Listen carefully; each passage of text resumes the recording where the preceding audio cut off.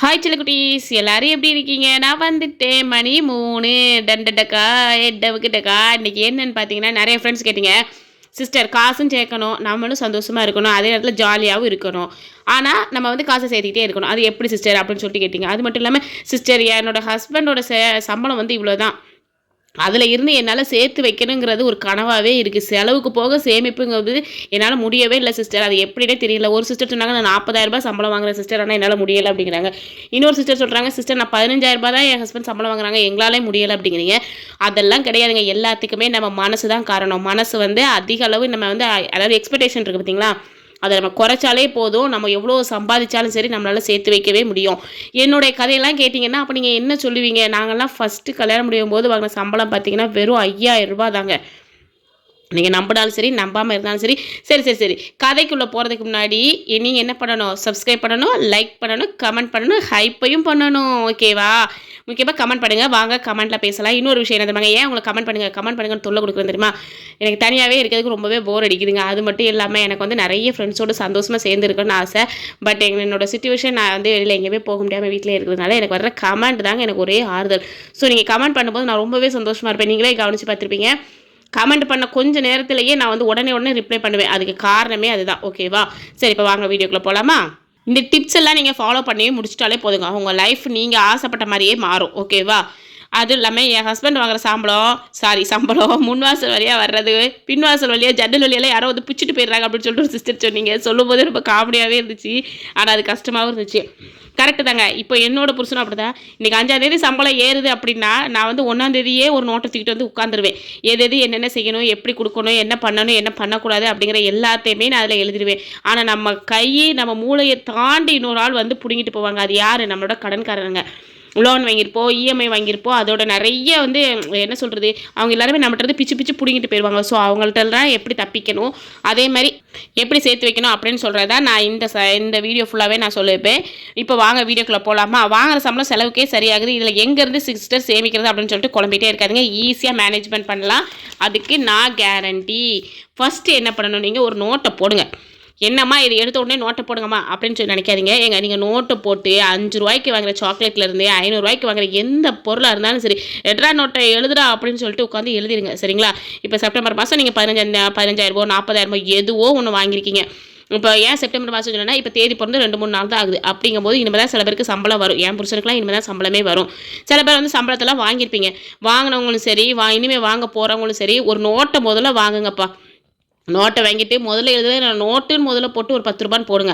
சரிங்களா? நீங்கள் என்னைக்கு செலவு பண்ணுறீங்களோ அது அவ்வளோத்தையுமே எழுதுங்க. காய்கறி கடையில் போய் கருவேப்பிலை வாங்குவோம் பார்த்தீங்களா, 5 ரூபாய்க்கு ஒரு கருவேப்பிலையோ பச்சை மிளகாவோ எதுவோ ஒன்று, அதையும் எழுதுங்க. சிறுசோ பெருசோ ஏதோ ஒன்று. நீங்கள் அதெல்லாம் யோசிக்கவே செய்யக்கூடாது. பெட்ரோல் போடுறீங்களா எழுதுங்க, பால் வாங்குறீங்களா எழுதுங்க, சாக்லேட் வாங்குறீங்களா எழுதுங்க, பூ வாங்குறீங்களா எழுதுங்க. உங்களால் முடிஞ்ச வரைக்கும் நீங்கள் எழுதணும். அவ்வளோதான். ஏன்னா இது எதுக்கு இப்படி எழுதுங்கன்னு சொல்கிறேன்னா, அது மூலமாக நம்ம வந்து எவ்வளோ வந்து நம்ம செலவு பண்ணுறோம், எவ்வளோ சேர்த்து வைக்கிறோம், எவ்வளோ வீண் செலவு, எவ்வளோ ஆடம்பர செலவு எல்லாமே இந்த நோட்டில் வந்து பதிவாயிரும். அப்போ நமக்கு வந்து புரிஞ்சுக்கிடுவோம், ஓ நம்ம இது வந்து தேவையில்லாத செலவு செஞ்சுக்கிட்டு இருக்கோம். இப்போ ஹோட்டலில் சாப்பிட்றோமா, மாதத்தில் 4 நாள் 5 நாள் சாப்பிட்டா என்னத்துக்கு ஆகுறது? இப்போ ஒரு நாளைக்கு 500 4-5 நாளுங்கும்போது 2,500 3,000 எகிரிடும். இதே நீங்கள் பட்ஜெட் போட்டிங்கன்னா, ஐயோ 5 நாள் நம்ம சாப்பிட முடியுமா, அப்போ வேண்டாம், நம்ம ஒரு நாள் சாப்பிடுவோம் அப்படின்னு சொல்லிட்டு தோணும். ஏமா சம்பளத்தை வாங்கினோமா, அது வந்து சந்தோஷப்பட்டமா, இல்லை ஏதாவது சாப்பிட்டோமான்னு சொல்லிட்டு இருக்காமல், ஏமா இப்படி என்னை போட்டு தொந்தரவுப்படுத்துறீங்க அப்படின்னு சொல்லிட்டு கேட்பீங்க.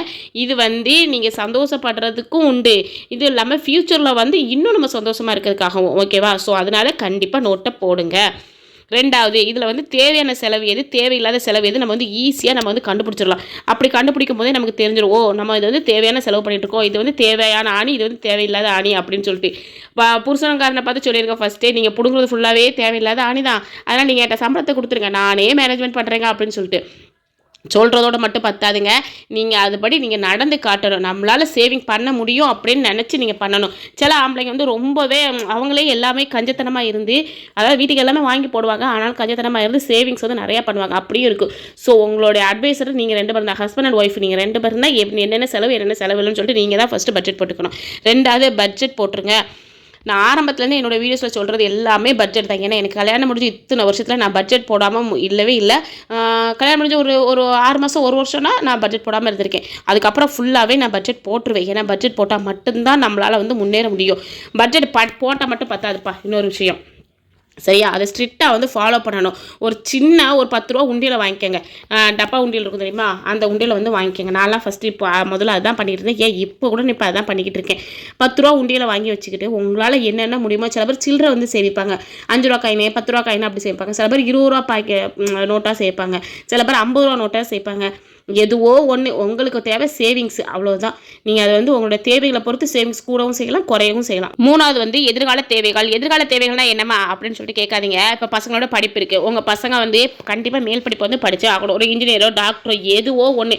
ஏன் சாதாரணமாக ஐடி ஃபிட்டரை கூட சொல்லுங்களேன், அதுக்கு கூட நம்ம வந்து லட்சக்கணக்கில் செலவு பண்ணிட்டு இப்போ உள்ள காலத்தில். நாங்கள்லாம் படிக்கும்போது செமஸ்டர் ஃபீஸே 350 ரூபா தான்யா, அவ்வளோதான் இருந்துச்சு. ஆனால் இப்போ வந்து அப்படி கிடையாது. நம்ம 11th 12th படிக்கிறனாலேயே ஆயிரக்கணக்கில் கேட்குறாங்க. எல்கேஜி யூகேஜி சொல்லுங்கள், லட்சக்கணக்கில் கேட்குற மாதிரி கேட்குறாங்க. நம்மளாம் அந்த அளவுக்குலாம் இன்னும் பெரிய பணக்காரங்களாகல. இருந்தாலும் நம்ம வந்து சேர்த்து வைக்கிறது நல்லது. இன்னொன்று வந்து கல்யாணம். பொண்ணுங்க இருந்தாங்கனாலும் கல்யாண செலவு இருக்கும், பசங்க இருந்தாலும் கல்யாண செலவு இருக்கும். ஸோ நீங்கள் கல்யாண செலவுக்கு கண்டிப்பாக எடுத்து வைக்கணும். அதுக்கு தான் நான் ஆரம்பத்தில் சொல்லியிருக்கேன், பொண்ணுங்க இருக்கிற வீட்டில் வந்து நீங்கள் போஸ்ட் ஆஃபீஸில் வந்து பொன்மகள் சேமிப்பு திட்டம் இருக்குது பார்த்தீங்களா, அதை வந்து போட்டுருங்க. நெக்ஸ்ட்டு சடங்கு. இப்போ முஸ்லீம்ஸ்லையாவது சடங்கு வந்து அந்த அளவுக்கு வந்து ஃபேமஸாக இருக்காது. ஆனால் ஹிந்து சிஸ்டர்ஸ்லாம் இருக்காங்க பார்த்தீங்களா, அவங்க வீட்டிலலாம் சடங்குன்னு வச்சாங்கன்னா ஐயோ பாவங்க. அந்த தாய்மாமனா இருக்கிறவங்க எல்லாருமே, யாரெல்லாம் தாய்மாமனா இருக்கீங்கன்னு சொல்லிட்டு கமெண்ட்டில் வந்து ஒரு ஹைஃபை பண்ணுங்க, ஏன்னா நானும் தெரிஞ்சுக்கிறேன். ஏன்னா என்னோட ஒரு அக்கா, பக்கத்து வீட்டில் ஒரு அக்கா இருக்காங்க. அந்த அக்காவோட பொண்ணு வந்து சடங்கான உடனே ஐயோ பாவங்க, அந்த தாய்மாமக்காராங்க அவ்வளோ சீர் கொண்டு வந்து தட்டுனாங்க. அவ்வளோவுமே அவர் வந்து சொந்த அதாவது எப்படி சொல்கிறது, சேர்த்து வச்சு செய்யலை, கடன் வாங்கிட்டு வந்து செஞ்சாங்க. ஏன்னா தங்கச்சி வந்து நல்லா இருக்கணும், தங்கச்சி வீட்டில் வந்து மதிப்பு மரியாதையாக இருக்கணும்னு சொல்லிட்டு அந்த கடன் எல்லாமே அந்த அண்ணனுக்கு ஒரு முதுகில் ஒரு சும தானங்க. அதெல்லாம் எப்படி சுமக்க போகிறாங்களோ, எனக்குலாம் பாவமாக இருந்துச்சு. ஏன் சடங்குக்கு வந்து இந்த அளவுக்கு செலவு பண்ணுறாங்கன்னே தெரியவே மாட்டேங்குது. அதாவது தேவையில்லாத செலவு, தேவையான செலவுகள் நிறைய இருக்குது. நீங்கள் பந்தல் போட்டு அந்த இது நிறைய செலவு பண்ணுறாங்க. அதை பற்றி நான் உள்ளே போகல, ஏன்னா நிறைய பேருக்கு அது வந்து பிடிக்கலாம், நிறைய பேருக்கு பிடிக்காம போகலாம். நான் உள்ளே போனால் அதுக்கு என்னை கழுவி ஊற்றுவீங்க, வேண்டாம் சரிங்களா? இன்னொன்று வந்து எமர்ஜென்சி எதுக்காக அப்படின்னா, ஒரு வேளை திடீர்னு உடம்பு சரியில்லாமல் போகலாம், இல்லை யாருக்கோ பெரியவங்களுக்கோ இல்லை குழந்தைங்களுக்கு யாருக்கு உடம்பு சரியில்லாமல் போகலாம். அந்த நேரத்தில் எவன் டைம் போய் கையேந்தி கேட்கக்கூடாது. ஏன்னா ஒரு நாய் கூட நமக்கு வந்து காசுன்னு போய் கேட்டணுன்னு தராது. அதே நேரத்தில் நம்ம நல்லா இருக்கும்போது வந்து வாய்க்கிலேயே பேசுவாங்க. ஸோ எமர்ஜென்சிக்கு நீங்கள் கொஞ்சமாக எப்போவுமே எடுத்து வச்சுக்கோங்க, சரிங்களா? இன்னொன்று என்னென்னா, இதை வந்து நான் சொல்லியே ஆகணும். எதிர்கால தேவைகள்னு சொல்லிட்டு சொல்கிறேன் பார்த்தீங்களா? இப்போ எங்கள் ஊர் சைடு திருநெல்வேலி சைடில் என்ன தான் பண்ணுவாங்க, அந்த பெரிய பிள்ளைங்க வந்து பெரிய பிள்ளை ஆகிட்டாங்கன்னு வைங்களேன். நான் சின்ன பிள்ளையா இருக்கும்போது சொல்கிறேன், இப்போ இல்லை. அந்த அக்காமார்கள்லாம் என்ன பண்ணுவாங்கன்னா, பீடி சுற்றுவாங்க. நாங்கள்லாம் இப்போ பீடி சுற்றிருக்கோம். பீடி சுற்றி அவங்களே வாரம் சீட்டு போட்டு அவங்களுக்கு தேவையான நகைகளை அவங்க எடுத்துக்கிடுவாங்க. 10 பவுனு, 20 பவுனு, 15 பவுனு அப்படின்னு சொல்லிட்டு எடுத்துக்கிட்டு, ஏமா நீங்களே எடுக்கிறீங்க அப்படின்னு சொல்லிட்டு எங்கள் அம்மா கேட்கும்போது சொல்லுவாங்க, இல்லைக்கா அப்பா வந்து ரொம்ப கஷ்டப்படுறாங்க, அம்மா கஷ்டப்படுறாங்க, அவங்களுக்கு வந்து நம்ம செலவு வைக்கக்கூடாது, அதனால் எங்கள் கல்யாணத்துக்கு தேவையான நகைகளை நாங்களே எடுத்துக்கோக்கா அப்படிப்பாங்க. அதெல்லாம் பார்க்கும்போது சின்ன வயசுல எனக்கு ஆச்சரியமாக இருக்கும். இப்படிலாம் கூட பொண்ணுங்க இருக்காங்களா, அவங்களோட கல்யாணத்துக்கு அவங்களே நகை சேர்த்துக்கிறாங்களா அப்படின்னு சொல்லிட்டு. ஏன்னா அந்த அளவுக்கு அவங்க வந்து பீடி சுற்றுவாங்க அந்த காலத்தில். நான் சொல்கிறது அப்போ சொல்கிறேன். இப்போ வந்து அந்த அளவுக்கு பீடி வந்து ஃபேமஸாக இல்லை.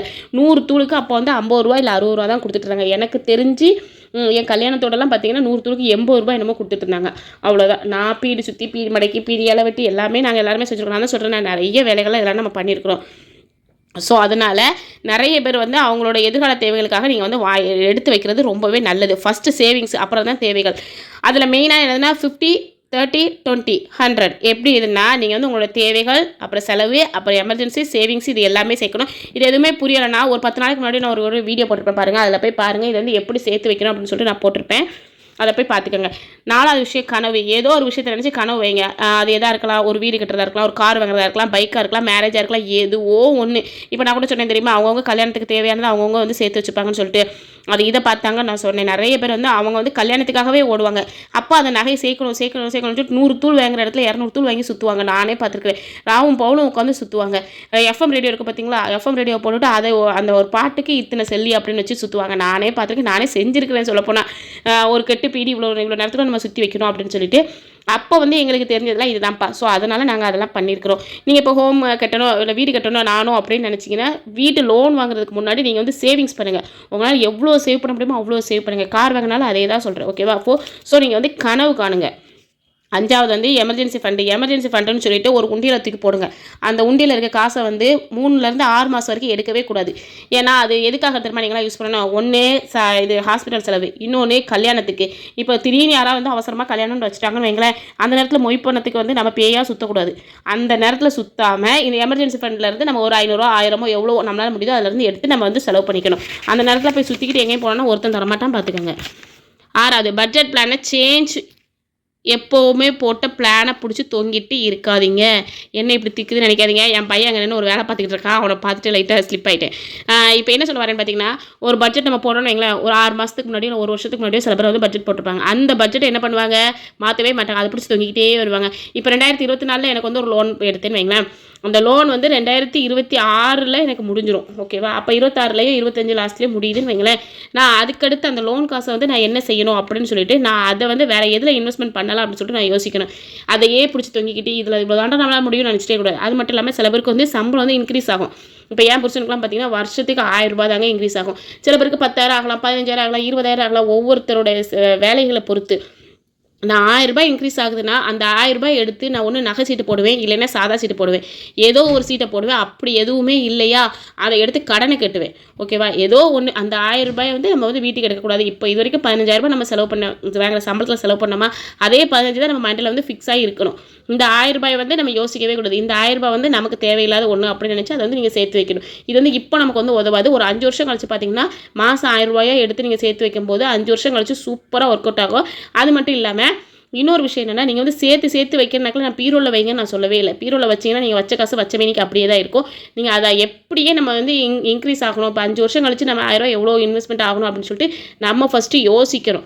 யோசிக்காமல் நான் 1000 ரூபாய் சேர்த்து வச்சேன்ப்பா 5 வருஷத்தில் எனக்கு இவ்வளோ தான்ப்பா வந்துச்சு அப்படி கூடாது. ஒரு நகை சீட்டு போடுங்க, வருஷத்துக்கு ஒரு நகை எடுங்க. அப்போ வருஷத்துக்கு ஒரு நகை எடுத்திங்கன்னா என்ன ஆகும், 5 வருஷம் கழிச்சு பார்த்தீங்கன்னா ஒரு பெரிய அமௌண்ட் அதில் வந்து நமக்கு வந்து சேர்ந்துருக்கும். அதை வச்சு நீங்கள் ஒரு வீடு வாங்கலாம், வீடு கட்டலாம், இல்லையா கார் வாங்கலாம், அப்படி இல்லையா இடம் வாங்கலாம், எதுவோ ஒன்று வந்து செய்யலாம். சரிங்களா? ஸோ பட்ஜெட் பிளானை அப்பப்போ சேஞ்ச் பண்ணிக்கோங்க. இன்வெஸ்ட்மெண்ட் எதில் பண்ணணும் எதில் பண்ணக்கூடாது அப்படின்னு சொல்லிட்டு ஃபஸ்ட்டு நம்ம தான் யோசிச்சுக்கணும். சில இதில் வந்து இன்ட்ரெஸ்ட் அதிகமாக இருக்கும். அதனால் அதை வந்து எப்படி என்ன நம்ம வந்து யோசிச்சுக்கணும். உங்களோட ஃபினான்ஷியல் அட்வைசர் யார், உங்கள் ஹஸ்பண்டு உங்கள் ஒய்ஃப் 2 பேரில் யாரோ அவங்கள வந்து ஃபஸ்ட்டு கேளுங்க. ஏம்மா இங்கே பாருமா எனக்கு இவ்வளோ சம்பளம் வந்திருக்கு, நான் இதை என்ன பண்ணலாம், நீங்கள் யோசிச்சு ஏதாவது சொல்லுமா அப்படின்னு சொல்லிட்டு கேளுங்க. ஏன்னா அவங்களும் ஏதாவது ஒரு ஐடியா கொடுக்கலாம், நீங்கள் ஏதாவது ஒரு ஐடியா கொடுக்கலாம். ஸோ உங்கள் 2 பேரோட ஐடியாவை ஃபஸ்ட்டு யோசித்து அதுக்கு தக்கன நீங்கள் வந்து முடிவெடுங்க. ஓகேவா? இப்படி நீங்கள் 2 பேருமே சேர்ந்து கலந்து ஆலோசித்து நீங்கள் முடிவெடுக்கும்போது உங்களால் ஈஸியாக வந்து சேர்த்து வைக்கவே முடியும். ஸோ கண்டிப்பாக இது மாதிரிலாம் ட்ரை பண்ணி பாருங்கள். இப்படிலாம் நீங்கள் ட்ரை பண்ணிங்கன்னா கண்டிப்பாக நீங்கள் வந்து நிறைய பணத்தை வந்து மிச்சம் முடிக்கலாம். அதே நேரத்தில் சம்பளத்துக்குள்ளேயே நம்ம சந்தோஷமாக ஜாலியாக வாழலாம். ஓகேவா? வீடியோ பிடிச்சா லைக் பண்ணுங்கள், ஷேர் பண்ணுங்கள், கமெண்ட் பண்ணுங்கள், சப்ஸ்கிரைப் பண்ணுங்கள், கமெண்ட்டில் பேசலாம், வாங்க பழகலாம். ஓகே, பாய்மா.